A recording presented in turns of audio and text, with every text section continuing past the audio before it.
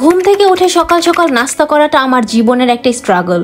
আমার মতো যাদের সকাল সকাল কোনো খাবার খেতে ভালো লাগে না বা কি খাবো খুঁজে পাও না, আজকের ভিডিওটা তাদের জন্য। হ্যালো এভরিওয়ান, কি অবস্থা সবার? সকাল 8টা বাজে উঠে ইউনিভার্সিটি যাওয়া লাগে, বাট এইটুকু সময়ের মধ্যে কি খাবো কিছুই বুঝতে পারি না। প্রতিদিন একঘেয়েমি ডিম আর ব্রেড। লাস্ট 7-8 বছর নাস্তা কি জিনিস সেটা তো ভুলেই গেছিলাম, বাট ইদানিং আমি ট্রাই করছি আমার খাওয়া দাওয়াটা ঠিক রাখা। এই ব্রেডটা খেতে খেতে মনে পড়লো আমি তো পিউরিকা থেকে 2টা পিনাট বাটার নিয়েছিলাম, তারপর আমি দৌড়ে গিয়ে নিয়ে আসলাম পিনাট বাটার। 2টা বাটার কিন্তু 2 রকমের ছিল, একটা ছিল ন্যাচারাল আর একটা ছিল হচ্ছে চকলেট ফ্লেভার। প্রথমে আমি খাবো এই ন্যাচারাল যেই পিনাট বাটারটা, সেটা। আমার কিন্তু বাদাম অনেক পছন্দের। এই জারটা যখন আমি ওপেন করেছি, বাদামের একটা এত সুন্দর স্মেল আসছে নাকে, আর এটা টেক্সচারটাও ছিল অনেক ক্রিমি। এই পিনাট বাটার গুলোর মধ্যে কিন্তু কোনো কেমিক্যাল নেই, একদম অরিজিনাল মধু আর হচ্ছে এক্সট্রা ভার্জিন অলিভ অয়েল দিয়ে এটা তৈরি করা হয়েছে। এরপরে ট্রাই করবে এই চকলেট পিনাট বাটারটা। যারা চকলেট লাভার আছো তারা তো শুধু ব্রেড দিয়ে খাবে না, খালি খালি নিয়েও খাওয়া শুরু করে দিবে আমার মতো। পিনাট বাটার কিন্তু আমাদের স্বাস্থ্যের জন্য অনেক উপকারী। মাত্র 2 চামচ পিনাট বাটার কিন্তু আমাদের শরীরের দৈনিক প্রোটিনের চাহিদা 16% পূরণ করতে সক্ষম। আমি তো সকাল সন্ধ্যার ঝটপট নাস্তায় এই পিনাট বাটার গুলো রেখেছি, আর যাদের বাসায় ছোট বাচ্চা আছে তারা তো বাচ্চাদেরকে টিফিনেও এটা দিতে পারবে,